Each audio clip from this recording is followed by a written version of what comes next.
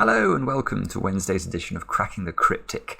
And today I'm told we're ramping up the difficulty. This puzzle on screen, which you can see has very few given digits, is by spxtr. And it's 5 out of 5 stars for difficulty on Logic Masters Germany. It's apparently had very few correct solves, but I am assured it's brilliant if you can solve it, which is great news, but somewhat daunting. Not least because I've rather messed up my schedule today. And normally, if I know I've got a very hard puzzle to attempt, I try and do it earlier in the day than this, on the grounds that if I fail to solve it, at least I can then do another puzzle in a different video. Well, today it's early evening here, which means I get one shot or there's no video by me today, and that is pressure, believe me. I really don't want there to be, or I really want there to be a video this evening. I know a number of you rely on it, so let's wish me luck. Anything to mention before we get into the rules of this one? Just do take a look at our Patreon page at the moment. We do have this amazing 3-hour 20-minute video going through last month's Tracking the Cryptid Sudoku puzzle hunt, which I know many of you enjoyed. Many of you actually managed to solve, which was fantastic. But if you did try it and you didn't get through it, that video explains all. And of course, we've got January's monthly bonus puzzle up as well, and Mark is reading out the names of all the correct solutions that we receive. So do get your entries in if you manage to crack it. Now let me read you the rules of this one. What are they? Very short rules, given how little information there is in the grid. We've got normal Sudoku rules apply. Digits cannot repeat in the given cages. Orthogonally adjacent cells cannot contain consecutive digits. Wow, okay, so that means we've got one given digit. That means we can't put the digits 1 and 3 in any of those positions, because obviously 1 and 3 are consecutive with 2, and these are the orthogonally connected squares with the 2. So these squares can't be 1 and 3, and that's all we get. Apparently, that this collection of squiggles in the diagram leads to a unique solution. So let us hope that I'm able to decipher the squiggles correctly. Do have a go yourselves. The way to play is to click the link under the video, as always. Now I get to play. I've got no clue how to start this. Let's get cracking. Most puzzles that I attempt, I have some idea where to start. Here, not so much, except I suppose box 7 here must contain a 2 in it, and the 2 can't repeat in this cage, so it can't be in any of those cells. So we know that there's definitely a 2 in one of these two positions. That right, okay, that doesn't seem to be yielding immediate results, does it? 2, 3. This is a 9-cell cage, which means it must contain all of the digits 1 to 9, because we can't repeat a digit in a cage. That one is only 8 cells. That one's 9 as well, though. Oh, in fact, there's quite a few 9-cell cages. This one's 9. That one's much shorter. 1, 2, 3. That one's only 8. 2, 3, 4, 5, 6. That one's 9 as well. And then this one is 6. This means nothing to me, by the way. Vienna. What on earth are we meant to do here? Probably what we've got to do. Yeah, I'm just wondering. 1, 2, 3, 4, 5, 6, 7, 8, 9. I'm wondering whether we can find some sort of equivalences between cells. So, for example, this digit here, where can that go in box 4? Well, because you can't repeat whatever we put in this cell in the cage, whatever's in this cell can't go in those squares or this one, because that will be in the same row. So it must be in one of those two cells. Which, no, we need it to be the logic to be much tighter than that, actually, to make progress. That's not. Wow, this is really difficult, actually. This is really unusually. How do we start this? This was 9 cells, wasn't it?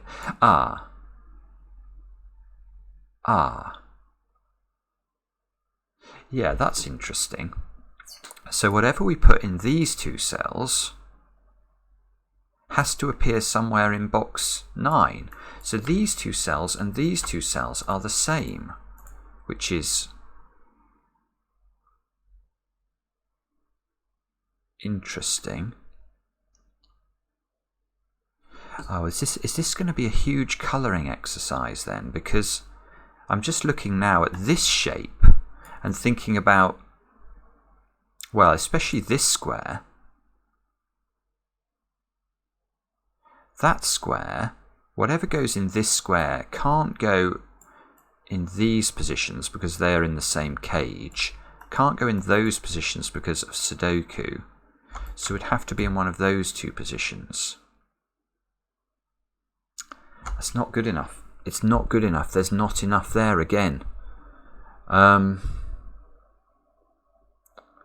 Wow. Okay, sorry about this. This is not a propitious start at all. There must be something that we can do here where we're going to be able to find, I imagine it's going to be this square, for example. Aha! Now I have, well, I don't have anything. I don't have anything beyond an exact equivalence for one cell. But whatever goes in this square has to make, we know that whatever's in this square has to appear somewhere in box 3, because box 3 will contain all of the digits 1 to 9. So whatever's in this square has to appear somewhere in the box. Well, by Sudoku it can't appear in those 3 squares, and these squares are all in the same cage as this one. So these 2 squares are the same, which is, sorry, that's a message about Pablo's armchair puzzle hunt. I don't know, treasure hunt, sorry. I don't know if any of you are doing that. But anyway, these 2 squares are the same.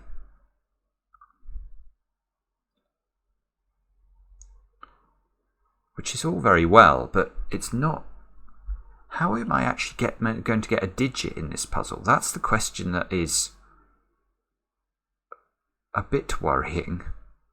Because even if I can work out equivalences for some squares, it's hardly telling me.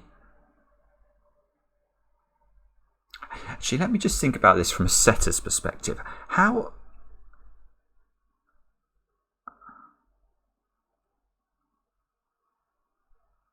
is it I'm going to actually start this puzzle? How are we going to disambiguate anything? There must be.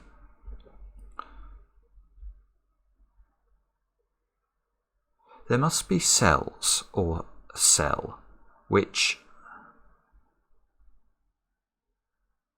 somehow the non-consecutive constraint is used to restrict.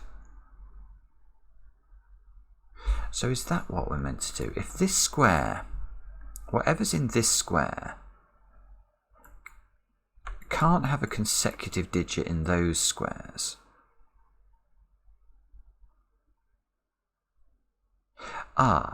now, okay, so if we can find a square a bit like this one, where we need more equivalences, that's what I'm concluding here. We need more equivalences. I need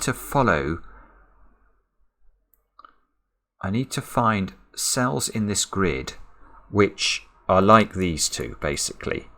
And I think I can't do it with this. This is too loose, because I don't know which one of these maps onto which one of these. I need exact equivalences. These two, no. Maybe I can do it with this one. What maps onto this one? Yeah, the central square maps onto that one. Yeah, that's nice. That's nice. Yes, this is nice. So what goes in this square? The answer is I haven't got a Scooby-Doo. But whatever goes in this square is part of this cage, look. So this is the key. This is the key. So this square here, whatever goes in this square actually is purple. Because whatever goes in this square can't go in those squares in box 2 and can't go in those squares. So these squares are now all purple.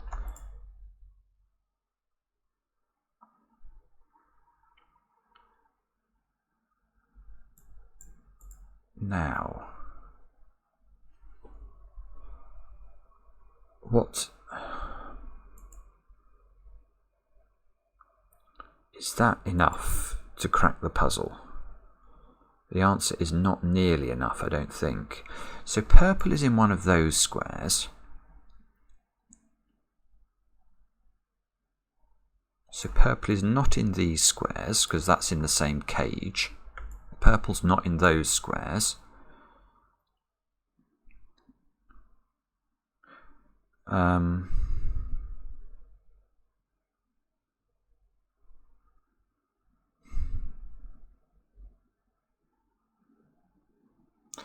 No, sorry about this. I think I'm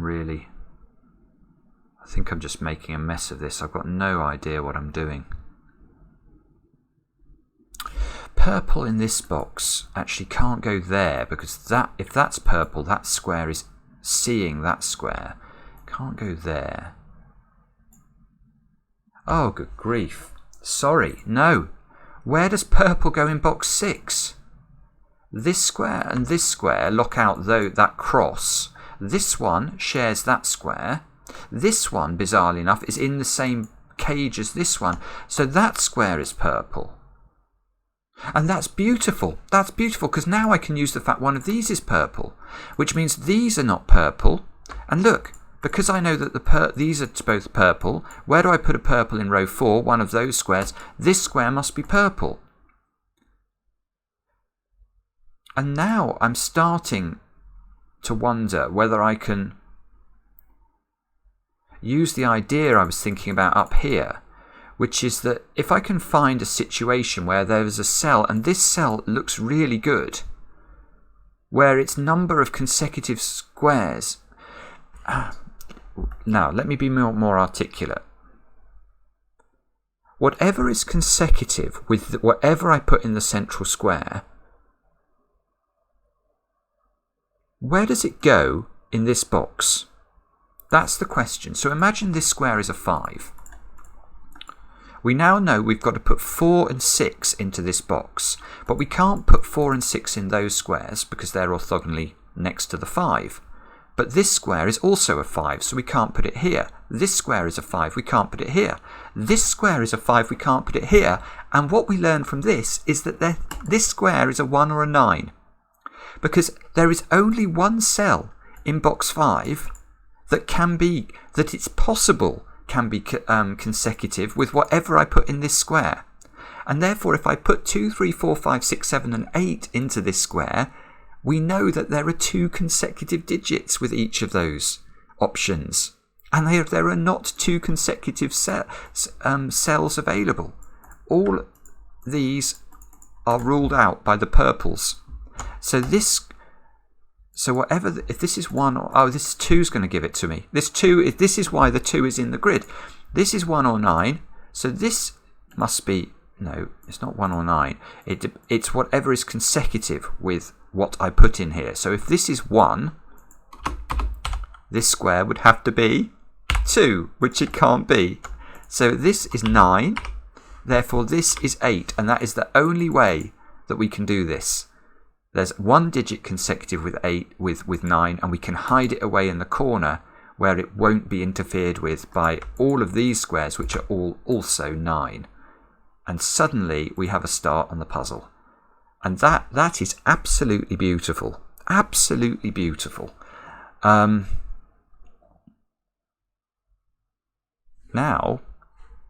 I'm just thinking we can do a few things here.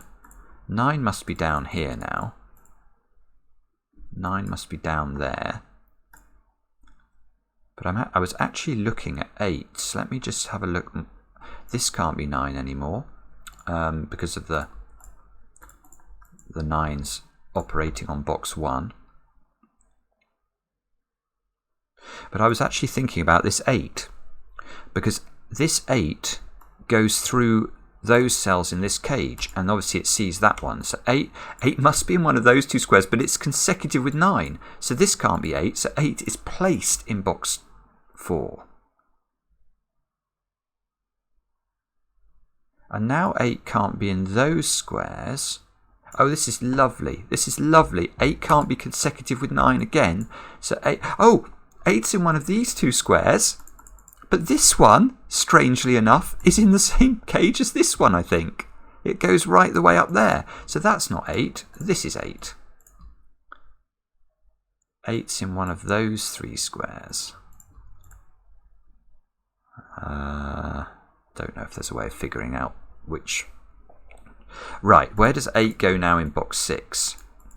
8 can't be, it's got to be in one of these 3, but it can't be consecutive with 9. So it's got to be in one of those 2.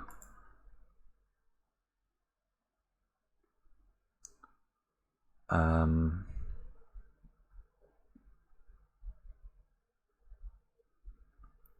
not sure if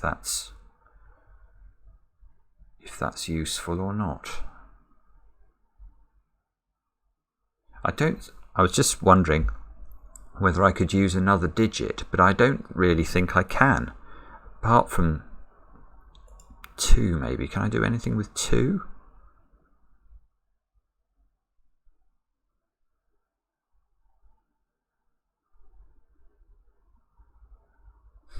Two is restricted in this cage because I need to put a 2 in this cage because it's 9 cells large, and 2 can't go in those positions. So 2's in one of those cells, which is,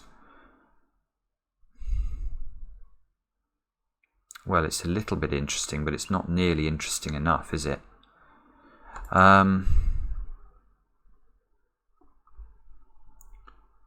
Okay, sorry. Right, let's come back to it. What else can we do here? We have got, I think, to use the 8s more efficiently. Now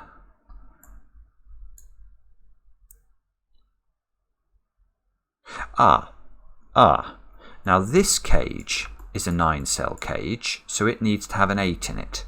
That 8 can't be in any of those squares, and it can't be in this square, so there is an 8 in one of those 2 squares. This puzzle is amazing. That's beautiful. Again, now I get the 8 in this, but I can't believe the way that these cages are interacting. Where does the 8 go in this box now? It can't go next to a 9, so this is an 8 exactly, and that fixes the 8 in one of these blue squares.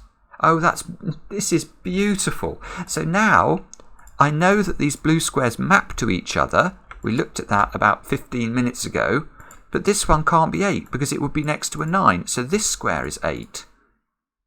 That means that one is not 8. Oh, and this is going to do work. This is going to do beautiful work on box 8. Where does...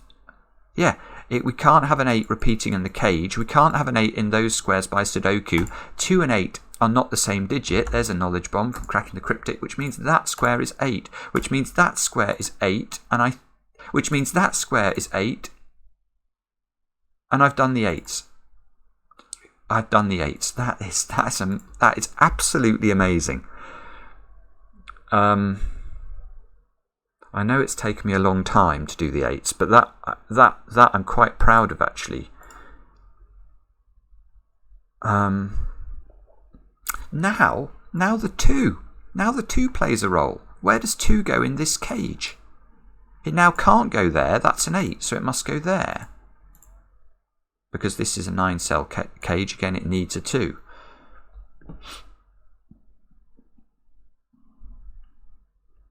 So 2 is in one of those cells.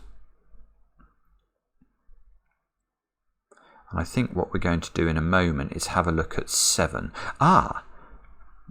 Before we do that, 2's in those positions, look. They lock 2's out of all of those cells, so there's definitely a 2 in one of these 2 positions in box 4. So there's definitely a 2 in one of 3 positions in box 6. 1, 2, 3, 4, 5, 6. This one isn't a 9-cell cage. Oh, that's quite interesting, though. Because this isn't a 9-cell cage, it's an 8-cell cage. But the 8-cell cage can't contain an 8, look. These 8s see every cell in it, apart from that one, which also couldn't have been an 8. So the digit that's missing from this cage is 8, so it has every other digit in it. So it must have a 2 in it.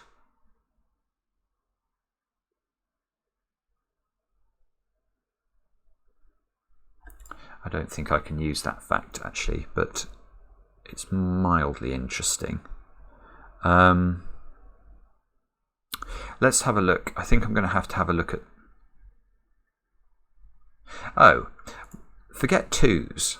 Let's forget 2's. Let's just ask, what about this square? Whatever goes in this square can't repeat in those squares, and it can't be 8 or 9, so those two squares are the same digit. That's nice. These two cells have to be the same, which means whatever these are goes in down here.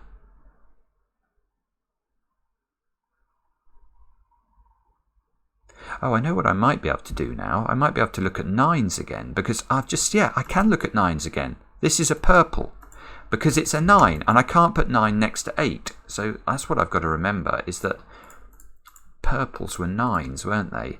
That means there's a that means there's a 2-9 pair here. I think it does.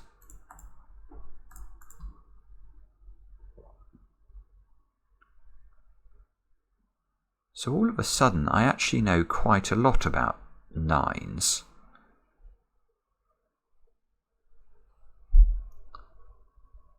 In fact, I know more than I think I know, because this 9 sees that 9. So that's a 9, and that's going to give me all the 9's. That must be a 9 now. It's not letting me put it in, but it is most certainly a 9. And then that's a 9. And that's a 2, which means there's a 2 down here. These 9 pencil marks can disappear.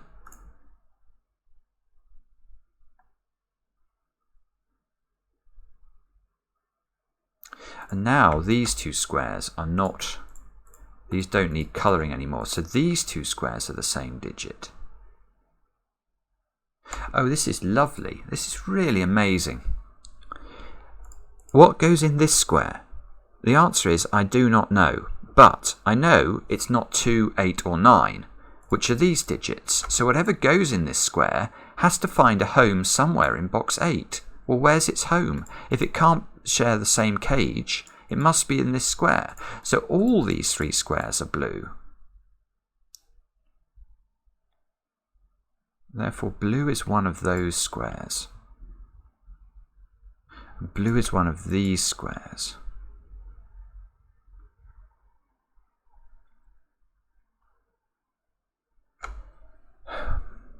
There's a lot going on in this puzzle. It is really, really clever, but very intricate. So now green is in one of these 2 squares. Anyway, let's have a look at 7's, I think. I think that's where we're going to have to look. So my eyes are drawn to this box because of the 8 in the centre, which rules a 7 out of 4 cells. 5 cells, because this is an 8 and it can't have a 7 next to it. So 7 is in one of just 2 positions in box 1. And therefore 7 is in one of those positions, I think, in box 4.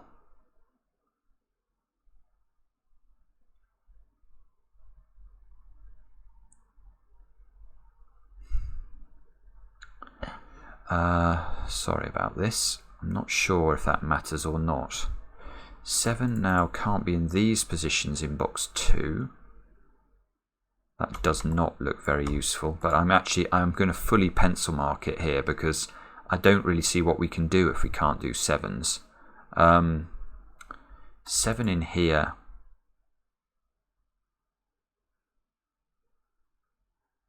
Well, that looks completely hopeless. 7 in here. We've got another 8 in the centre of a box, so let's pay special attention to this one. Oh yeah, this is very clever again. We can, I think, place 7 in this box because 7 can't be next to 8, which means it's ruled out of this square as well. So there are 2 positions for 7 in this box here, but this one's impossible because if this is 7 as well. And therefore, this 7 would be next to the 8, which is not going to be work. So that is not 7, which means this square is 7. That gives me a 7 there. That must be 7 now. 7 is down the left-hand side of box 7. 7 is not next to the 8 here, so 7 is in one of these two positions in box 9, one of those three positions in box 3, and 7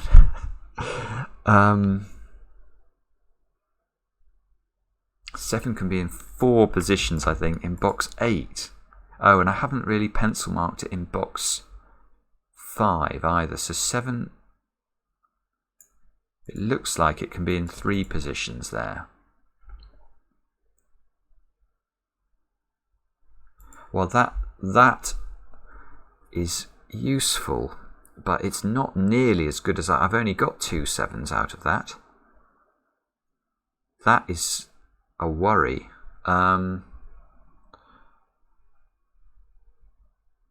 That is a worry. How on earth do you do this then?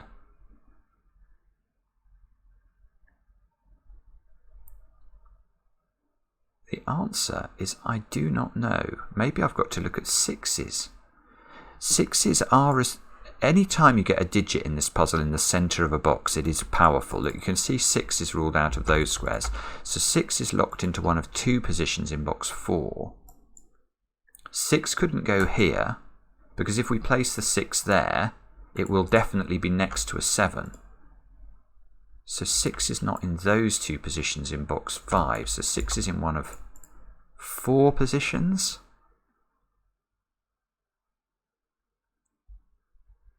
Six is not here or here.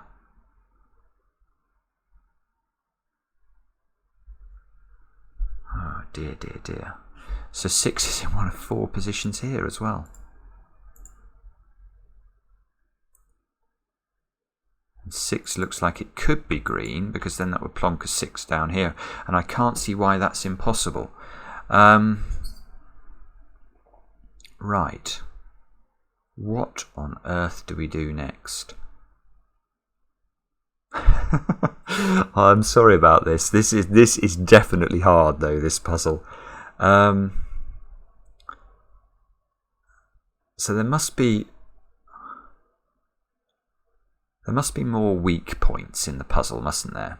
My eyes are drawn to this domino actually.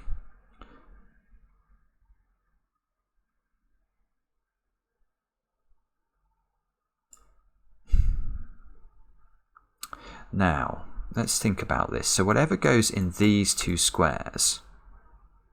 Oh, in fact there's a 7 here. Sorry, that 7 is seeing that 7 through the cage. That's useful. That gets me another 7.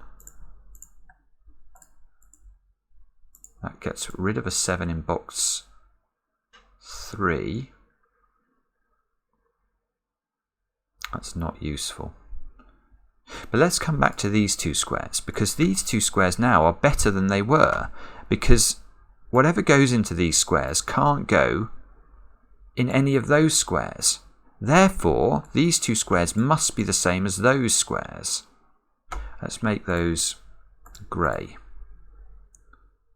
And that's really interesting, because grey is not 7, and we know there's a 7 in one of those 3 squares. This triple is a 7 grey triple. You don't hear that very often. So these 2 squares, whatever they are, form a triple together with the 7 in box 7. Right.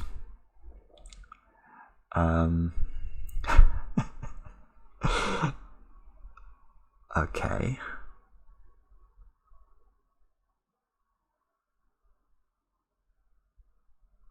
So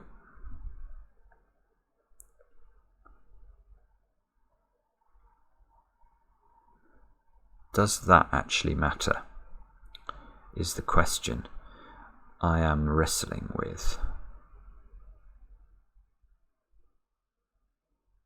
Hang on, can we not? Yes, we can. These 2 squares are also interesting, aren't they? Because whatever you put in these 2 squares can't be in those squares. And we can't put 9 in either of these squares, or 8. So these two squares and these two squares are equivalent. I'm running out of colours here. I'll make those orange. So these are...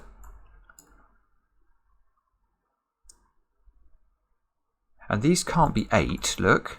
So these two squares map to these two... Oh my goodness, this is becoming absurd. So one of these two squares... Well, these two squares are both orange, but one of them is also blue.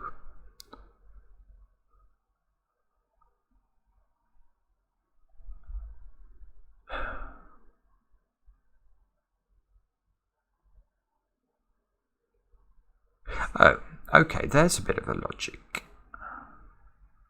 There's a bit of logic we can do in here, which I've just noticed as a result of thinking about the way these interact. This square... Oh, wait a minute.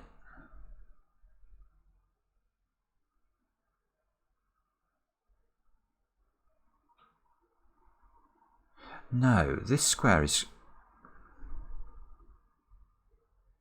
This square is quite interesting, actually. This square is quite interesting because...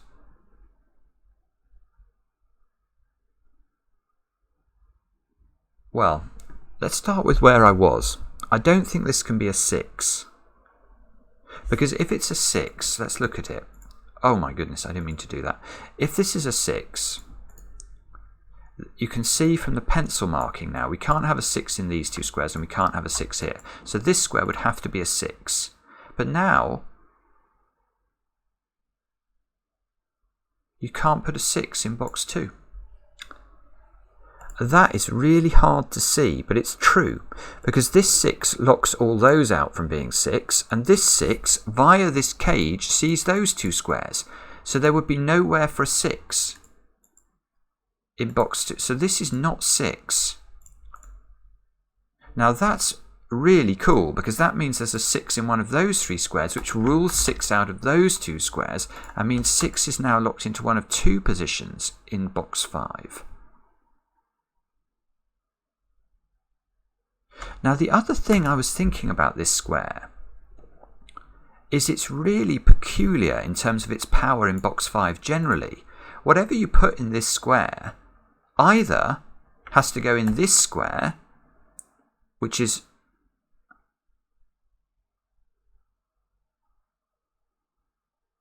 Is that always a problem though? This can't be 7. So we can't put 7s in there. And whatever you put in this square, doesn't that 6 argument always apply? Isn't it? Is it true to say, I suppose what I'm coming to is it true to say that whatever you put in this square has to appear in this square in box 5? Is that true? And if so, that is really, really weird. Because whatever goes in this square, in box 5, it now can't be in those squares. It can't be in these squares. It can't be in those 2 squares. This can't be a 2. It's impossible. The 2 is up here.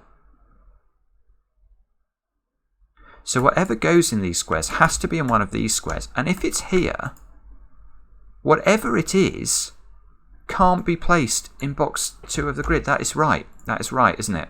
So these 2 squares are now mirrors. Oh, and this is gorgeous now, because this means there's an overlap with the grey. Ah! Yeah, whatever goes in these 2 squares, which we know are not, these 2 squares are not 9 and 8 because they can't be, goes into that square.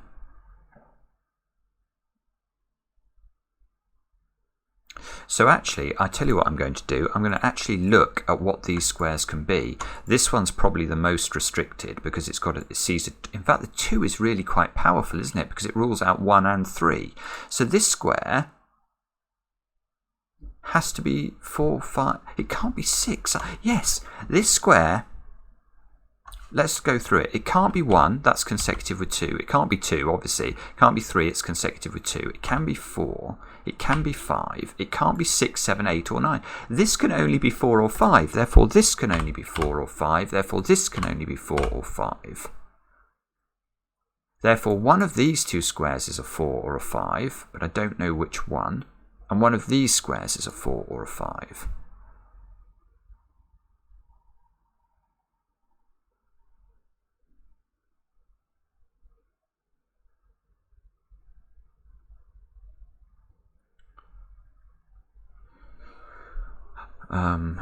Okay. I'm very sorry if you guys are spotting immediately how to disambiguate this. I'm sure there probably is something simple to do it, but I should also look at the blues, actually, shouldn't I? Because these blues are effectively any digit. This square, that's the one I'm going to look at first, because the 6s are a little bit interesting there. So this square, it's not affected by the 2 so much. This could be 1, 3, 4, 5. It can't be 6. It would be consecutive with 7.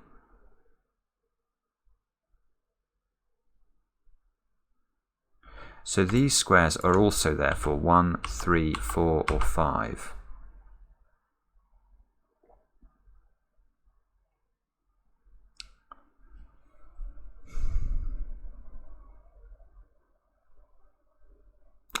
And that means what? I don't know. This is really very difficult.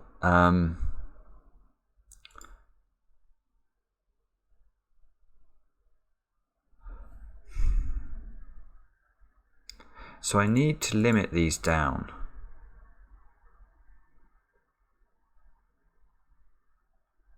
How do I do that?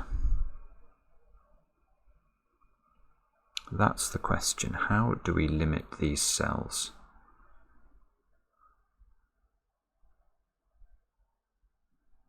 Is there something...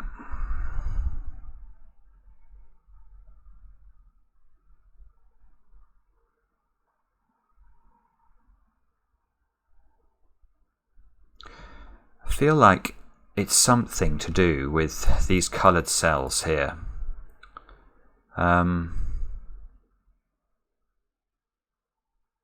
But I can't quite see what it is.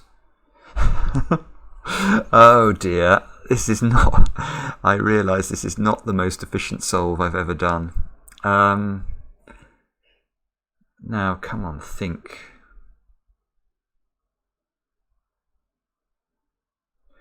I'm trying to think about whether there's any sort of restriction surrounding these digits that I haven't appreciated. Or any way of limiting further these squares. I mean, one thing...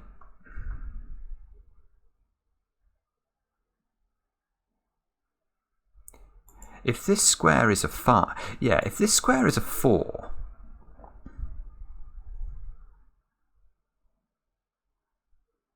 No, forget that. If this square is a 5... If this square is a 5... Do I have a problem with 6 in column 6? If this is a 5, where do I put the 6 in column 6? I can't then put it in either of those two squares because it would be consecutive with 5. I can't put it here because there's a 6 in one of those cells. So I'd have to put it here where it can't go. You can't put a 6 in these two squares. Because if you do... Where do you put the 6 in box 5? There's nowhere to put it. These two squares see that one, because this is all part of the same cage.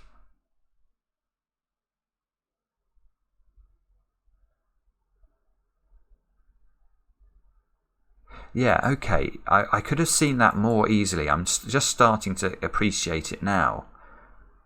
By asking where 6 could go in this cage up here. You can't put 6 in those two squares, ever. Because there's nowhere for a 6. You can't put 6 here because of the 7. So the 6 is in one of those squares, which is still an awful lot of license. But it does make it clearer that now you can't make this square a 5. And this is massive. If you can't make this square a 5, because then you couldn't put a 6 in the column, it must be a 4, and we get another digit. And we get rid of 4s in those squares, actually. And we know this is a 4. So we know there's a 4 in one of those two cells. Therefore, we know there's a 4 in one of these cells.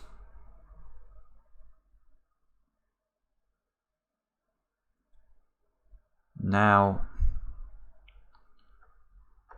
this row, perhaps, we need 1, 3, 5, and 6. We know that the 6 is in one of these. This is a 1, 3, or a 5. Oh, I've got it. I've got it. I've got it. I'm proud of this one. It's really obvious when you think of it, but this square I know the value of. And I know the value of it because it's grey.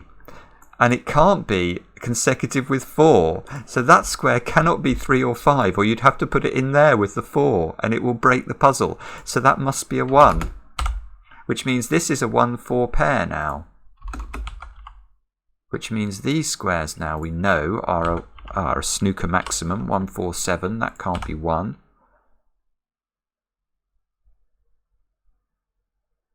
That square is not 1 now, so that gets rid of 1 from the whole of the triple.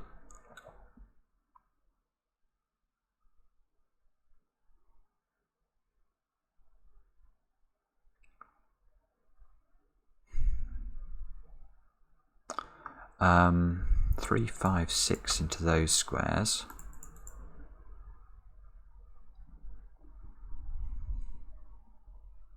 This column maybe, we need 2, no we don't, we need 3, 5 and 6. Let's put it in and see if we can see.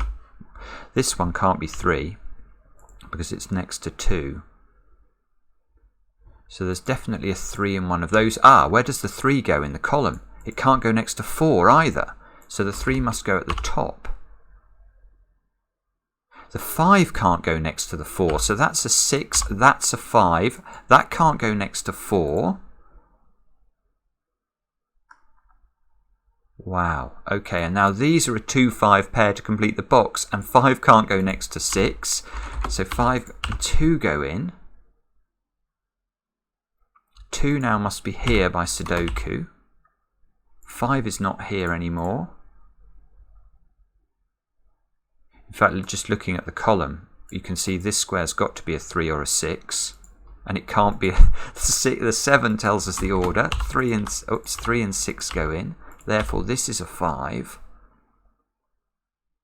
This column now, perhaps, we still need 3 and 6 again, don't we? And again, the 2 now helps us. 3 and 6. The 5 here sees this cell. So all of the blue are now 3.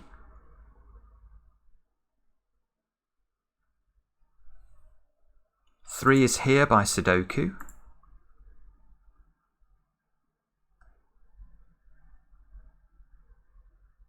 Three is in, I think it's in one of those two squares. Oh no, hang on. Hang on. This is really brilliant. This is brilliant again. This puzzle is ridiculously clever. 3s. Look at the 3s. So the 3s are plonking a 3 into one of these cells. But think about orange. If we know that blue and orange overlap, these two squares are both orange. In fact, I might as well label them as orange now, because the blue restriction has effectively been used up. So we have to put a 3 actually into one of those two squares by Sudoku, which means the 3 is there, which means there's a 3 in one of these two squares, which we know where it goes. It goes here. So that's not 3. And I think I've done all the 3s. Yes, I have. Have I done all the 9s? Yes. Okay, so that's good. But the puzzle is not yet completed.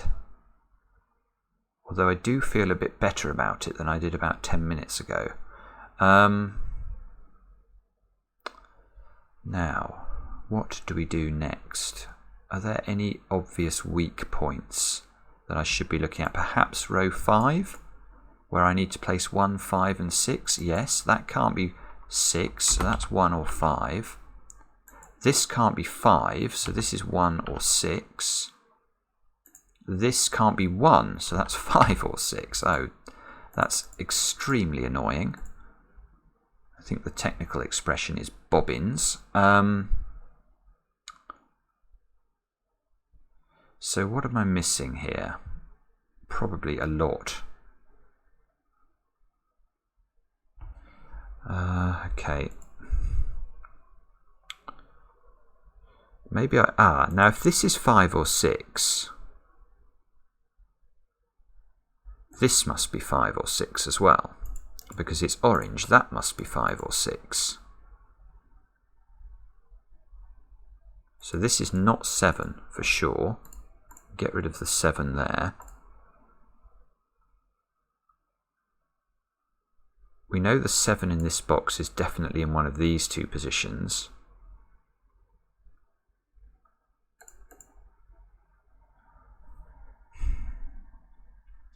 Sorry about this. I'm grinding to a halt again. There must be a 2 in one of those squares.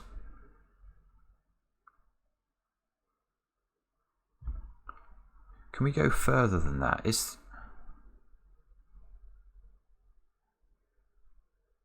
Oh, this puzzle, this shape here is so powerful, but it's really hard to see.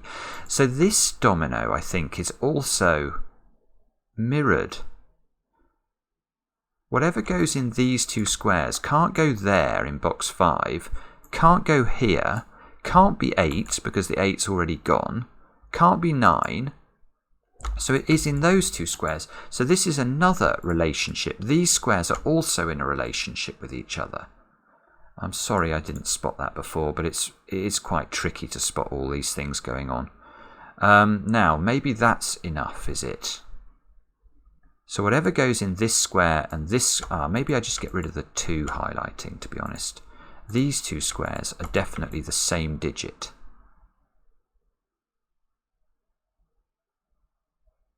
So let's look at the options.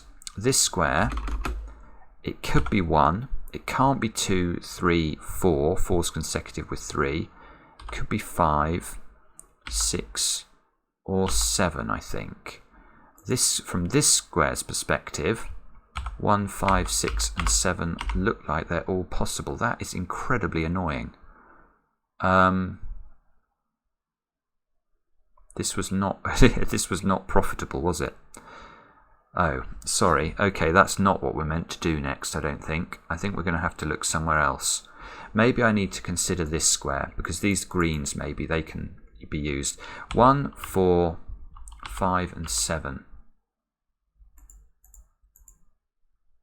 Now 7 doesn't look possible because this can't be 7, so this is actually 1, 4 or 5. It can't be 4 because of the 4 there. So this comes... and it can't be 5 because that is also consecutive with 4. So those two squares, I think, are 1, which moves a 1 down there. Removes 1 from that one, which removes 1 from this one. In fact, where does 1 now go in this box? It can only go in that square.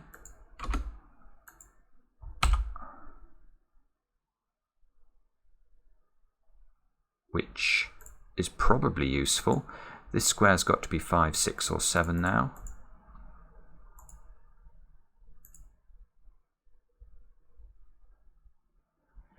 This one fixes the 5. That fixes the 6. That 6 is orange, so that becomes a 6. Those two squares become 5 and 7, therefore this stops having the ability to be a 6 as well. 5, 7 here. These are 2 and 6. But like the Montagues and the Capulets, we must keep the 1 and the 2 apart. So the 2 must shift over to this side. In fact, we could have done that with the 5 as well. The 6 must go there. That must be a 2. That fixes that this isn't a 2 in the bottom row. 1, 4 and 6 in this column. That can't be a 4 or a 1. So this is a 6. This becomes a 1-4 pair. Feels like that must be resolved, but I can't see how. This 1 fixes the 1 and the 4 over that side. So now if we look along here, look, 6 is no longer in this position. We've got 5 and 7 into these squares. The 5 can't go next to the 4. Good. So the 5 goes in, the 7 goes in. That removes the possibility of this being 7. Therefore, this yellow can't be 7 and has to be 5. 7 here is in one of those two squares but can't be next to 6. That fixes the 4 over there. That 4 fixes the 1 and the 4 down this side. These two squares now have got to be 1 and 4, which we can do. That fixes the 1 and the 7. That fixes the 7 over here. That must mean this is a 5. And I'm inching. I'm aware how slow it is towards a solution here. These are a 2-6 pair. The 5 resolves the order. There's a 2 in one of those cells, which is still not resolved, I don't think. I don't believe it. There's got to be a 7 in that square, actually, by Sudoku. That fixes the 2. This square should be a 4. There needs to be a 4 in one of those squares. It must be here. The orange 6 is done. And we're left with placing 1 and 5. And it does look... No! I've made a mistake. Oh, no, I haven't. The 5 goes here. The 1 goes here. Oh, my goodness me. I think this is right. I'm going to click check. Yes. What a nightmare that was at the end. For some reason I scanned down and thought I had to put the 1 here. And I was like, no, it's above a 1 and it's next to a 2. That got incredibly fiddly. I mean, what a brilliant puzzle. That is, I mean, it's something else that I'm sure I've been a little bit slow in places, and there were many points where I suddenly thought, oh, it means that, you know, there was one up here where it communicated through this cage, I think, and I just didn't see it. And I'm sure that happened all the time, but it's quite difficult, at least for me, to keep track of all of the relationships between the cages. I did my best, and some of the logic here around the 4 was absolutely... This square was amazing, the effect it had, and the fact that this square and this square are mirrors. I think that is unbelievably beautiful logic, and the start was beautiful logic as well. It really is a clever puzzle, this, but not easy. Let me know how you got on. I do read the comments and look forward to them. And thanks so much for watching. And we'll be back later with another edition of Cracking the Cryptic.